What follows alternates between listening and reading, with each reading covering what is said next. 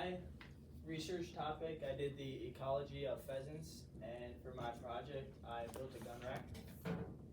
A little about myself. My name's Ashton. I'm 18. I have a little brother who is 9, and my parents are Wyatt and Kara Crumvita. Some things I like to do are I like to hunt, fish, play football and baseball. And future plans, I will be attending Southeast Tech for electrical construction next fall. Why I chose my topic, I really have a deep connection with pheasant hunting, so that's where the ecology of pheasants comes, because I guide for a few different lodges throughout the pheasant season.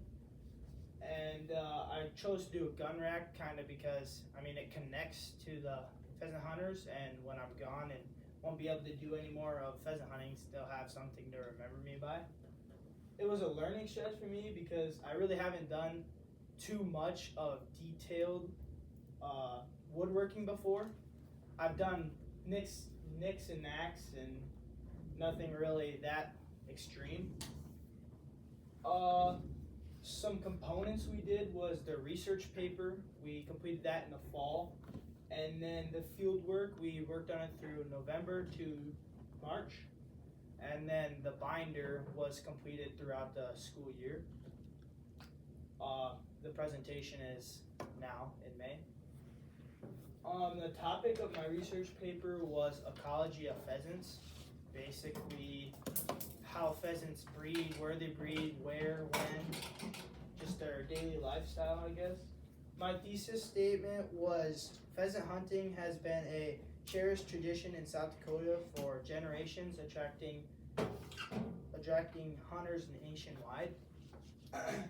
And then some interesting information that I learned was really how the detailed information about what a pheasant does and when. My mentor was Larry Gales. He's qualified because he built. He's been in the house making or construction field for most of his life, I guess. He has actually, my old dog shed, he's redone the inside of that and has helped around the house quite a bit, I guess. And that's kind of how I thought of him. He's also pretty good friends with my grandpa, so that's how we kind of got in touch. For field working, I went to my grandpa's shed. He's got a woodworking shop, and he pretty much had all the tools except for like a few drills, I guess. We really went there anytime that was free. We didn't do much work on weekends. It was mostly weekdays after I got done with school at 1:30. We worked for an hour or two almost every day. I guess we worked on the project there. I completed the gun rack, started from scratch really, bought the wood, cut the wood, sanded the wood, and put it together. Some pictures of my field work. This was the start of it. You can see our little measuring tape type deal for markings. And we started out, we marked the wood, and then we took a drill bit cover to get the round edge on there. And then this is a little detailed what we use to mark it with. As you can see, there's a mess up there. We found out that wasn't right and the spacing wasn't right, and we decided to add a few more gun slots in there and make them a little wider. This is the first start, really. We took a drill press and drilled all the holes out. That took about a day, I guess, for that. And then here's some more pictures.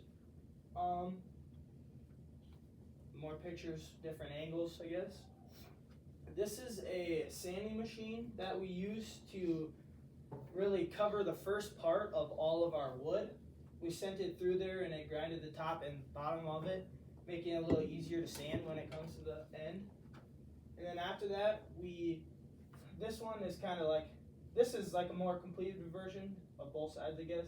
We took a jigsaw and cut every slot out, followed the line. And then after that, we took a cylinder sander and rounded the edges off, and also rounded the insides, made them a little smoother. Here's a detailed close picture. As you can see, this side was still square, and then this was more of a completed version with the rounded edges on the edge. These are all of the pieces of the wood pretty much that went into the project. This was before we rounded them out, and this was part of the sanding. I'd say sanding was probably the most time consuming. Really, it didn't take that much work or that long to do everything else, just there's a lot of sanding to do, so that was most of my work. This is the next thing that we did. We traced out the letters of White Lake Hunting Lodge, and then I used this router and carved out the letters. Here's a little closer look of kind of the work we did. This is a picture of it, most of it put together. We started this process just to start, I guess, making sure everything fit in places and making sure everything was even, flush. And then after we put it all together, I took, it was a Sharpie paintbrush acrylic marker, and went in and traced around all the letters to make it pop, I guess, when we put the stain on. Here's one coat of stain on it, I guess. I didn't know how dark I wanted it, and when I seen, I guess, the one coat, I decided that I probably needed a little more. And then this is after 2 coats of paint. You can see it's a little darker, but it can't really tell the best. And then this is after our clear coats. It made it a little shiny. One problem we had with the clear coat was it was rough right away, which kind of made me worried. I didn't know really what to do.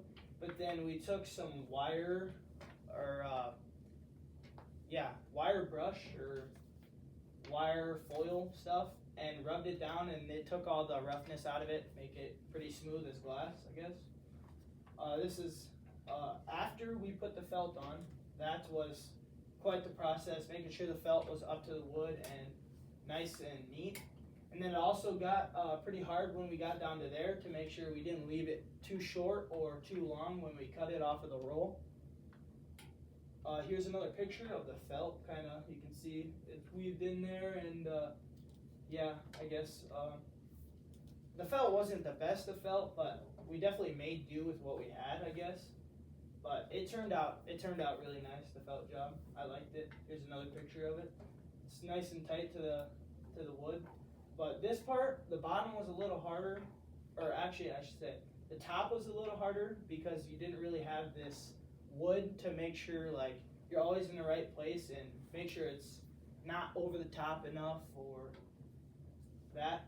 And then once we finished all the stain, all the clear coat, we put in these hooks. They're coat hooks, but we mainly use them so people, when they're like getting done with lunch or the day, for the next day they can set their gun vests on there for easy access. They can grab their gun vest and then grab their gun and go in the morning. Here's another, this is the other side of it. We put them at an angle. I kind of like that. I think it puts a little more of a touch on it, I guess. The links between my research, fieldwork, and final product. So my research paper was the ecology of pheasants, and my fieldwork was a gun rack.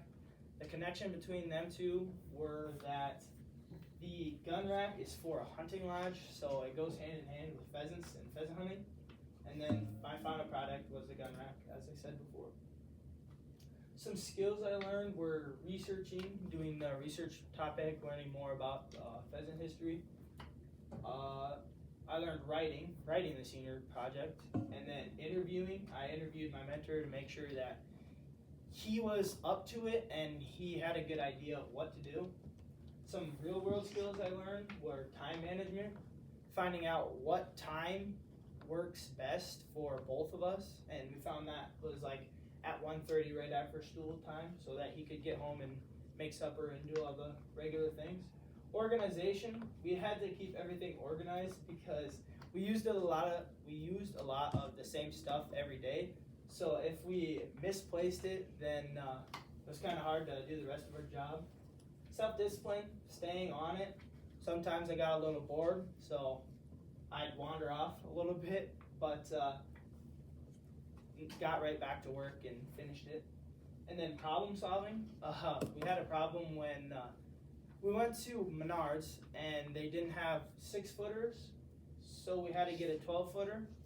And turns out when we got home and got everything cut, one of the 12-footer wasn't actually 12 foot, so we had to cut it in half. And turns out everything was short, so we had to trim all of our boards and everything to make sure that we had to trim them on both sides so that they're all the same instead because they're short.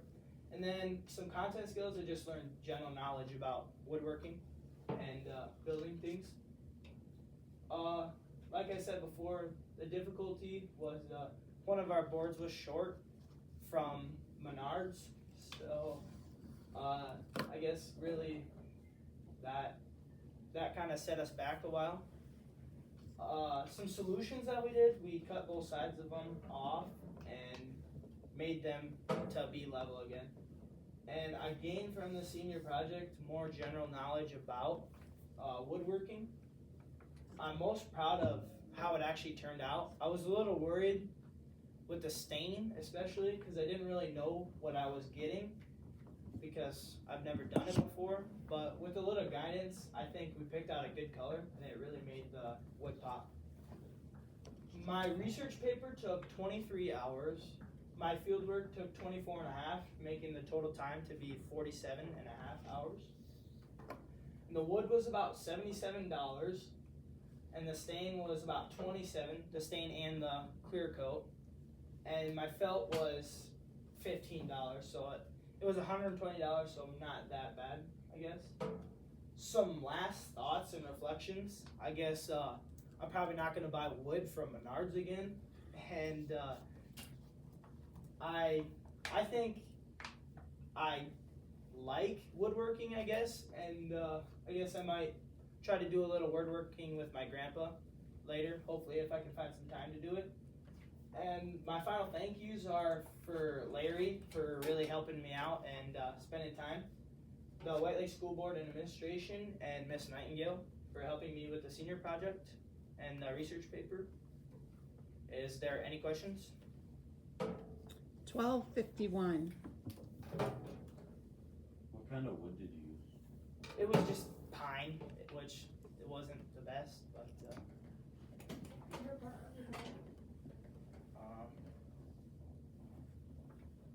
not sandy. Probably stain because it was kind of quick. It went faster than we thought it was going to. If you were going to do this again, what kind of wood would you choose? It's not necessarily the wood I would choose. The wood wasn't bad. It's just Menards wood wasn't the best. It wasn't quality. And we even bought the step up from just like the basic wood, and it still wasn't the best. I mean, they had warps, but I mean, that's just stuff you're gonna have with wood. So. Any ideas of what you'd like to build with your grandpa? I don't know.